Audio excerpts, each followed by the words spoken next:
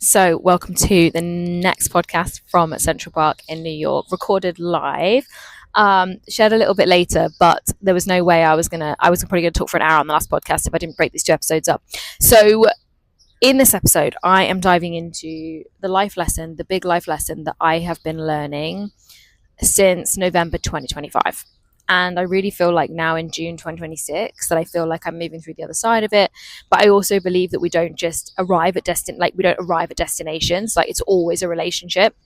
But where I sit right now is in a position to share with you this lesson, to share with you what I've been learning, to share with you what I've been integrating from the level of perspective, from the level of no longer being emotionally charged around it, from the level of no longer being wounded by it, with the view that you're able to take wisdom from this, to take my energy, to take my knowing, to take my sense of things, and to really walk them out in your life, and to really know that I see you, I know where you are. And if this episode resonates and lands, then this is what I'd invite you to look at inside my roadmap, where I break down a 4-part method for really moving through, knowing what your problems are, to truly growing through them. And most women are skipping step 2 100%. So I can guarantee you that I was speaking to you that you're skipping step 2.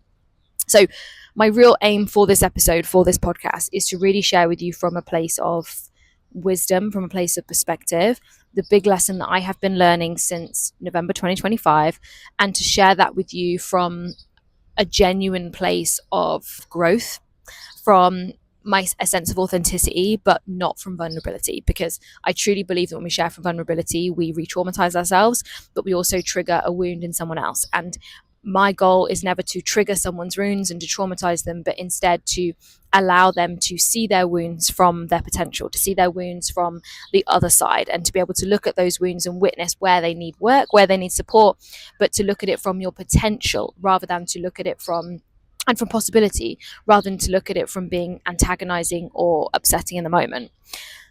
So in November 2025, something happened in my personal life, and basically someone crossed a boundary. And a boundary I didn't know I needed to set, for one, but somebody crossed a line in a way that I really didn't see coming. And this person can stay anonymous, and this whole experience can stay anonymous because it doesn't really add to it. But all I would share with you is that it really forced me to look at my attachment to people, and to look at my attachment to the people I love and the people I care about, and my relationship with them. And this was what I thought was me having to look at, an anxious attachment style. And, traditionally, if you understand attachment styles, I'm actually anxious avoidant, which means I tend to flip between being controlling or saying fuck it. And that's massively shown up with food, with money, with my business, with every area of life. And this is the ironic thing about what happened in November, is I was being forced to look at it from a relationship perspective. I was being forced to look at my anxious avoidant attachment style with people I cared about, right? So anyway, this event happened, and it really caught me off guard. And I really, you're never prepared for bad things that happen, right? And I really caught me off guard, and it really shook me to my bones. But what I was most proud of was the fact that my nervous system, one, I felt rage, and I fully felt rage, and I fully allowed the rage to move through my body, and I wasn't trying to push it down or push it away. I didn't reach for a drink. I didn't reach for food. I didn't reach to distract myself. I literally just went for a drive. Don't worry, it was only 2 minutes down the road. Took myself to a non-environment, so a neutral environment.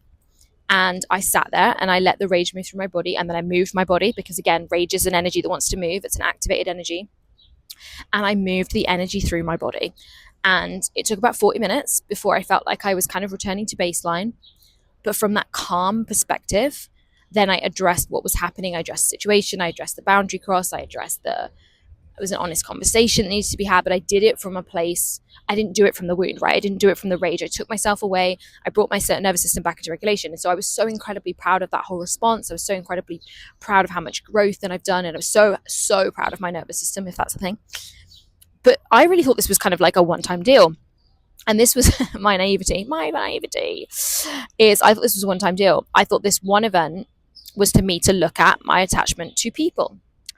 Turns out it was not. It was the beginning of looking at my attachment to everything, to looking at the relationship I held with my business, to looking at the relationship I held with money, to re-looking at my relationship with food, to re-looking at my relationship with alcohol, to re-looking at my relationship with who I believe I am, with my body image, with my career, with my personal brand, with who people see me. Basically, looking at my attachment to everything and anything in this world. And I'll be honest, the months that followed, like December, I was kind of in denial. Well, that's what I needed to work through. I think I had a really great month in business. I was like feeling really good. It was my birthday. I actually was really happy to get older for 1 year. No, yeah, I am like, if you ever spent any time really closely with me, you'll know I'm like, I've been so anti-aging. But the truth is now I feel the opposite. I feel so young. I'm like, oh my God, I'm only 38. But January came around and something happened. I started to get really insecure about all sorts of things. And as I've done a podcast recently, if you listen to it, insecurity isn't a real thing. It's just a label that the personal development space has given you. But what I was really happening was I was starting to feel unsafe. And I was feeling unsafe. And as a result of feeling unsafe, I was reaching for the things that made me feel safe more and more.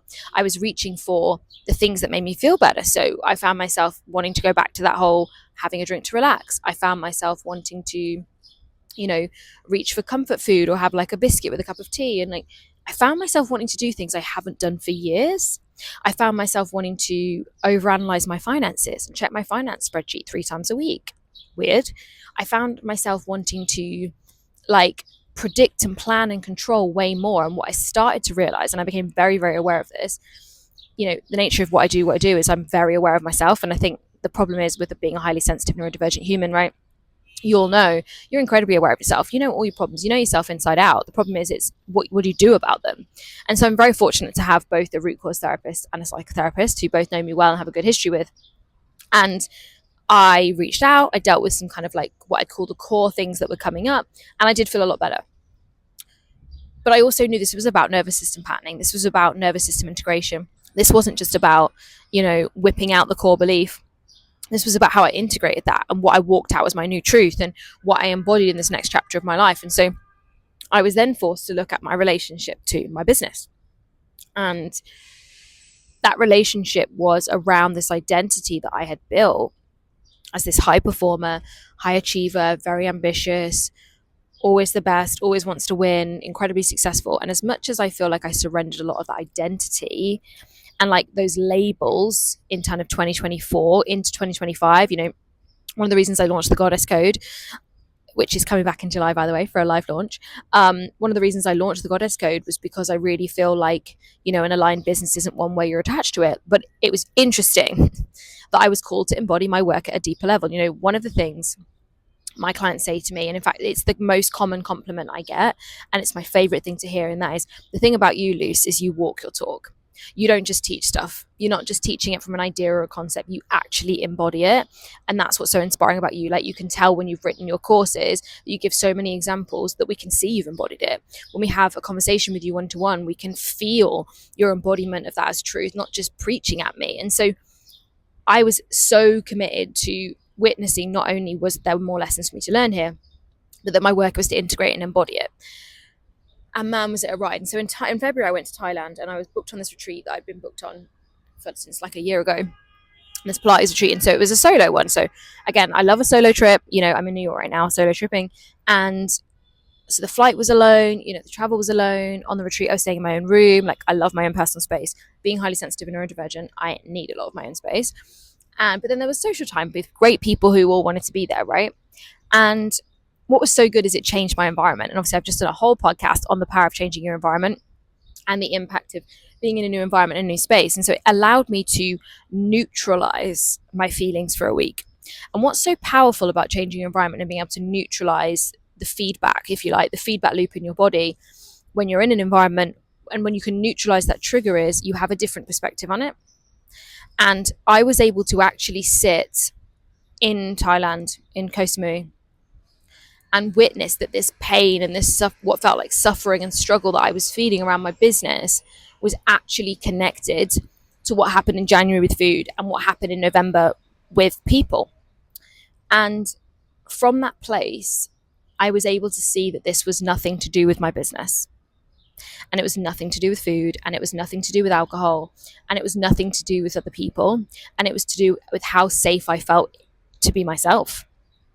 How, I'm authentic in that I say how I really feel, and because I'm trauma informed, I'm very gentle and I'm very careful and I'm very, I'm very mindful, but I'm also very honest. And I will challenge you. If you're one of my clients, you'll know that I'm absolutely going to love on you so hard and hold space for you to have your darker moments and work through the deep stuff together. It's rare my clients don't cry on discovery calls with me, but at the same time, I'm going to challenge you. Like, if you feed some bullshit at me, I'm going to challenge you on that. And so I've never felt like I've been inauthentic. But what this was calling me to do was to look at how safe it felt to be that way, and whether every time I was being authentic, was I looking for that to be validated and to be cross-checked and to be, like, oh, and was that okay? Did that get results? Did that convert? And actually it forced me to sit with the fact that I had to work out if I was fully being authentic and did I really like myself. And what I love was the beautiful irony of, at the time, I was in a launch of the Becoming program, which is my deep healing program, which is all about authenticity and all about peeling back all the things that you're not to become all the things that you are. And so there was a beautiful symmetry there that, only really God or the universe could have orchestrated there. And so February was a really fucking difficult month for me. I felt like I grieved a lot. I mean, this is wild, but there was a day where I cried so much I actually thought maybe I was going to die in my sleep. I know that sounds absolutely mental, and some of you will be like, are you actually crazy? But that's what happened. And that's what happens when you go through an identity crisis. It's what happens when you go through an ego death, right? I love how the sirens while I'm talking about this. Go through an experience where a version of you is no longer useful, no longer wanted. A part of you, if you've done parts therapy, a part of you is no longer needed, or a part of you is causing more pain than protection. There is going to be a season of grief for that. I remember really figuring out I was neurodivergent, and I grieved so hard for the fact that I've always felt different, and I've always felt separate, and I've always felt like I didn't fit in, like I didn't belong my whole life.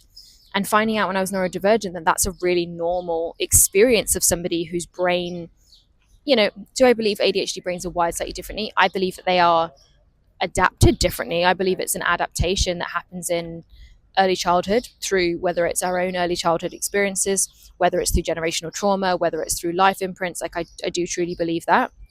And so but I also believe ADHD can be regulated, and I've done many podcasts on it. So, but the grief that I felt in this month, the grief that I felt around the identity that I no longer was, and the fact that I was having to sit with the fact that maybe there'd been parts of me that I thought were free and I thought were integrated and I thought were authentic, and that actually were controlling. And, I say all the time that control isn't freedom. Having to watch every macro and track every meal, that's not food freedom. Like, having to track every pound and every penny, that's not financial freedom. Like, having to be in a place where you know where your partner is so you don't lose your head, like, that's not freedom in your relationship, right? And so there's a season where women often do need to get control. They need to learn practical control. They need to learn to get a sense of themselves, right? Like, I always believe that there's a good season for learning to weigh your food and looking at portion sizes, but not to stay there, right? And so what this was really starting to teach me as I kind of really sat there in February is that there were areas of my life where I'd been controlling things under the illusion of freedom. And that's not because I was doing it wrong. That's not because I was intending to do that. That's just because those areas of my life only made me feel safe when they were a certain way. And what it was showing me was that my safety was conditional, that my worth was conditional, that my happiness was conditional, that my peace was conditional based on outside circumstances. And what I fully witnessed and recognized, and I think this is why I was grieving so hard, was that the reason that my business has never grown beyond kind of like, I think the highest I've done is like 156,000. Like, the reason I've never done more than 156,000 in a year is because I couldn't control any more than that. And the reason that my courses have only reached X many people, and the reason that I have only ever been able to do XYZ on my podcast visibility, or the reason that my Instagram reaches and I started to really see it, started to all make sense, that it wasn't so much about visibility wounds and being seen, but what it was about was how safe I felt to be me, how safe I felt without all these outside metrics. Because if I needed every reel to go viral to validate whether or not it was good enough, to validate whether or not it was the right thing to share, then I was going to be fucking miserable if I was doing that at a bigger scale and then suddenly my Instagram tanked. If I needed my podcast to hit X many people in order for me to warrant doing it, then I was going to be really fucking miserable because I wasn't going to be able to express myself. You know, if in order to me to call myself a course creator, I had to sell X many courses every launch, I was going to be so fucking miserable. And what I started to see and really see from it, like almost like a zoomed out, you know, a higher self perspective, I would say with clients, is that my worth and my happiness and my peace was conditional. And I know it's fucking wild. I'm a trained somatic therapist. I have a great relationship with food. I have a great relationship with alcohol. I felt like I had a great relationship with money, right? And then there is another level. And so this isn't me saying everything I've always known is wrong. Not at all. Everything I've taught is amazing. You know, if I ever feel like this, you know, my programs are, you know, not relevant, I retire them. But in fact, I feel they're more relevant than ever. I was just called to embody my work at a deeper level. So I went back through my own becoming program. I went back through my own deep healing program. I had my own root cause therapy. I went and did my, you know, the nervous system work I have been doing, which by the way, I'm almost there. I'm almost there with a very, very simple morning routine, specifically for highly sensitive and ambitious women who really don't need to spend more than 15 minutes in the morning. I'm almost there with nailing it. I've been practicing and embodying it for like 4 or 5 months now. But this was a really interesting season, and the grief that came up around the way I used to do life. And it was like I changed overnight, but I also was still living it. It's a really weird experience. But the grief that came from this identity death and this ego death and this release of attachment to all these outside things was genuinely really fucking difficult. And it was really interesting in that time because obviously I had clients, but you know, I truly believe that trying to go to a therapist or a coach who's never going through their own stuff is actually performative. And if you find one, they're probably a liar. Because I truly believe that when you do this work, you're called to go deeper, you're called to embody more, you're called to reach at the next level. But what started to happen, and this is what was really fucking wild, is whatever I was going through, whatever specific experience came up, or a memory from the past, or an event, or what I would describe as a belief came up, every single time that happened, it happened for a client the exact same way within weeks. And then it started to be days, and it started to happen so fast that I was almost like, this is fucking wild, because I was being called to embody my work at a deeper level.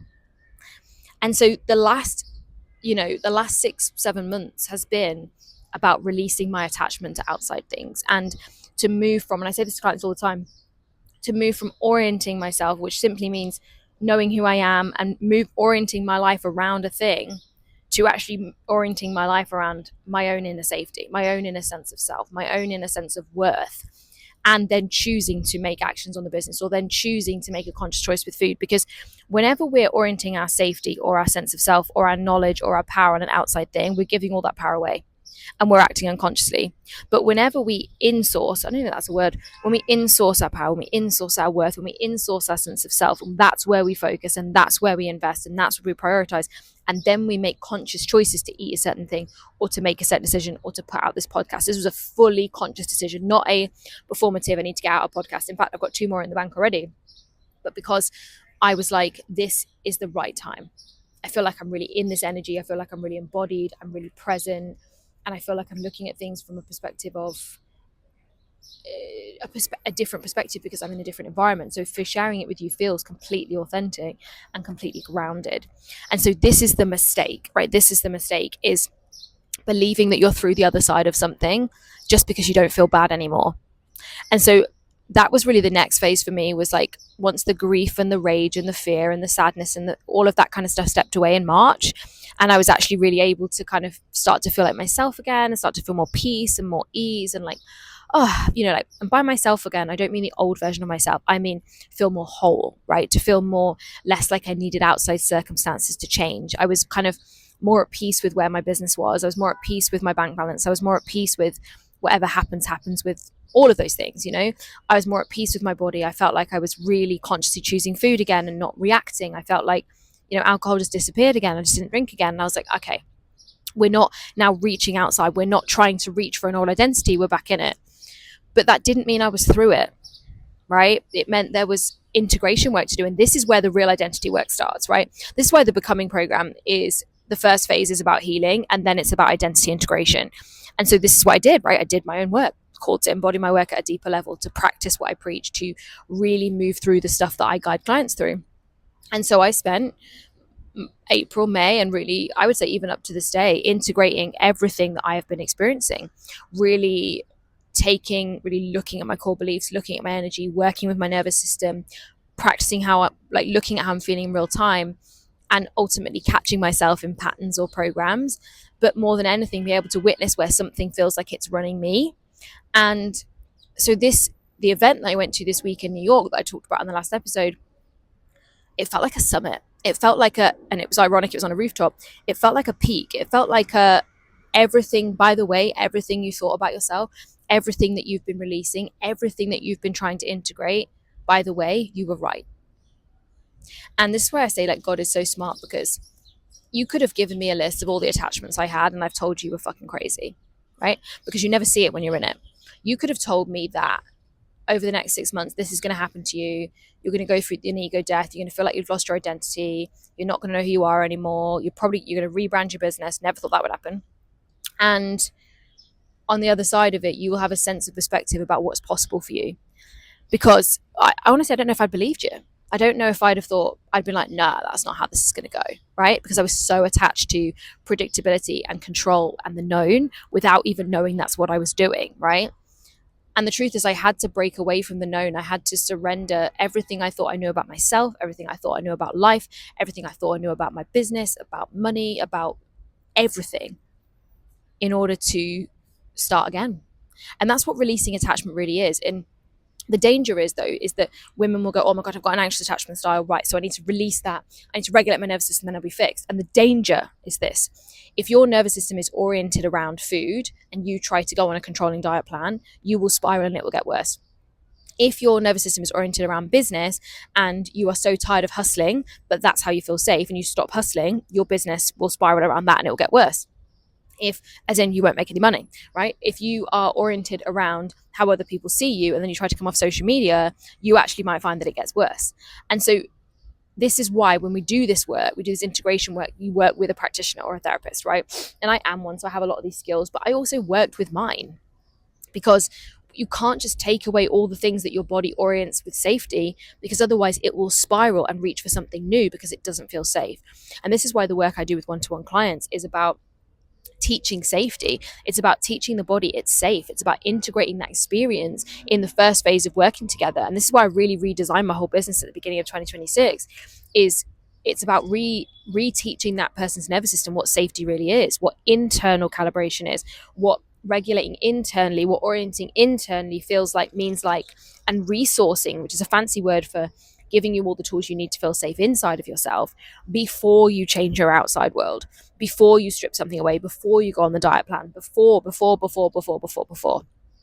And so what I was in the position was that I truly believe, and I use God and universe interchangeably, but I lean more into God in times when things make no sense, because when things make no sense and you feel like there's a divine purpose attached to them, or there's a sense of a bigger picture that you can't see, I feel like God applies more because of God force and the sense of the divine, rather than universe and it all being energy and attraction. But it's both. But I feel like this was the perfect way for me to see that the life I was creating was sending me in the wrong direction, that I was going to end up repeating the same mistakes. I was going to end up repeating the mistakes of the past. I was going to end up in similar places with similar things, with similar wounds coming back to haunt me, unless I did this work, unless I released all my attachments to outside things. Because I truly believe that I have a massive vision, I have a massive impact, I have a massive purpose. And the lack of kind of like what I'd call progressive growth, the sense of like bigness and expansion, wasn't showing up in my business because it wasn't there in my nervous system, because I was still orienting my safety on outside things. I was still attached to these things like I've just talked about in my outside life. So if I was still attached to those things, how could I let in anything new?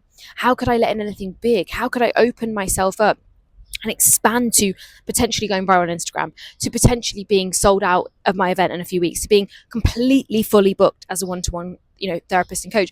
How could I open myself up to that whilst I was still attached to these things? And the answer is I couldn't.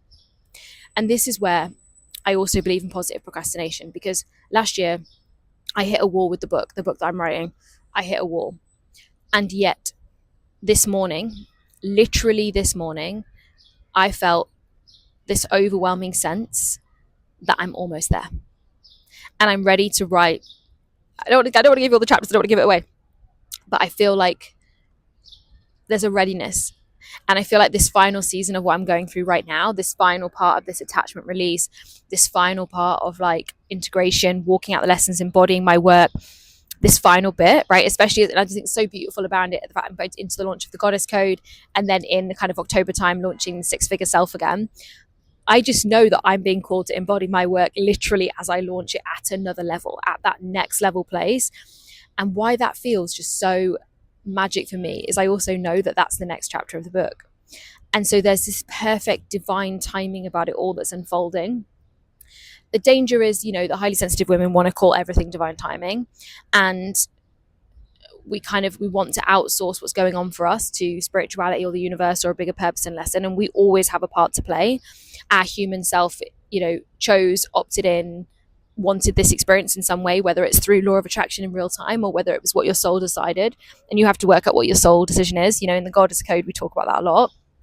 But for me, what that has looked like is I couldn't give it God meaning in the beginning. I had to make it mean something about my human experience. I had to sit with the fact that I had created this. These were attachments I've had since childhood. These were attachments I created to help protect me.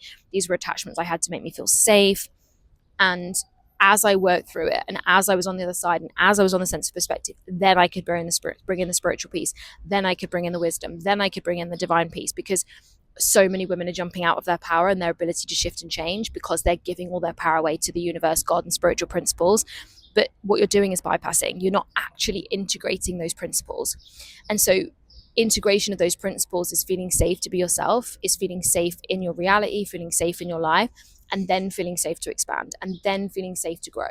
You know, I always say to people, it's regulation before expansion, right? So until you're at the place where your body knows what safety is, you can't be scaling, you can't be growing, you can't be losing that 3 stone, because if you do not feel safe when that 3 stone's gone, then what? You'll gain it all back, or you'll find something else. You cannot expand your business and grow your income levels anymore, because if it doesn't feel safe to be fuller and busier and holding more space for more people, you'll end up shrinking the business or burning it down. And so I know this intellectually, but what's different now is I know it in my body. I know for sure, I know in a sense of truth that what the next phase of my business and life looks like is so different than I could have ever predicted, and so different than I could have ever controlled. And that's the magic of finding freedom. But freedom comes from finding safety inside yourself, a solid sense of who you are, a solid sense of what nervous system safety feels like on a somatic body-based level, so that your nervous system isn't reacting to every third thing. Your nervous system isn't conditioning and controlling you unconsciously, and that you are able to move with that conscious, powerful, intuitive intention, because you are not hijacked by your emotions, because you know how to feel them, you know how to hold them, you know what they're telling you, and you're no longer attached to outside things that tell you who you are, and you get to decide who you are. And that's the work that I've really been embodying the last 8 months at a whole fucking other level. So right now, if you're like, oh my gosh, Luce, this sounds like me, I'm in a place, I feel like I need the support, this is what my one-to-one work does. So you can get my full roadmap where I break down my entire method. I break down everything and tell you how much I cost, like how much the investment is, everything, because I truly believe in transparency and making my work accessible to women. It's why I do 30-minute free podcasts that are honest, that are teaching, that are story-based, because I truly believe in making my work accessible. But I also know that when we invest, we pay for proximity. We pay to have somebody hold us. We pay to be invested in, because that's what's happening. You're investing in me for me to invest in you, for me to hold space for you, for me to see you at your potentiality and your possibility, and to hold that space for that version of you, but to also challenge you and question you when you're dropping back into those patterns of control rather than the pattern of freedom that I know that you're seeking, because you're freedom seekers. That's why you're here. So it's been a season, and it was absolutely a reason, but it's not a lifetime for me. This season is almost over. I can feel it. The season of what comes next, I just feel it's not excitement. It's not like, it's not buzzy. It's not anything like that. It's just a sense of peace, a sense of knowing, a sense of trust, a sense of, you know, owning my divinity and allowing divinity to move through me. You know, inspiration means in spirit. To allow spirit to move through me, to create the version of my business that not only I'm worthy of, but that I deeply love, that deeply feels aligned, that deeply feels like an expression of who I am. And for that to show up for me in the material world, for it to show up for me in the 3D space. And so if right now you're like, Luce, you know what, I'm ready to be in your energy, I'm ready to be in somebody who can hold me this way, then like I said, my one-to-one coaching info is below. And at the time of recording, there are still spaces left on the Alignment Code Live, my in-person event this September. So I will drop the link below to that as well. So little dog, another dog coming. Of course they're dogs. Of course God had to give me dogs at the end of my podcast. So thank you for joining me. I hope that what I've shared with you today has resonated. If it has, please feel free to like, subscribe, share, leave me a comment. Let me know what you're thinking. Let me know what you're feeling. Let me know what landed for you. And I cannot wait to see you on the next episode.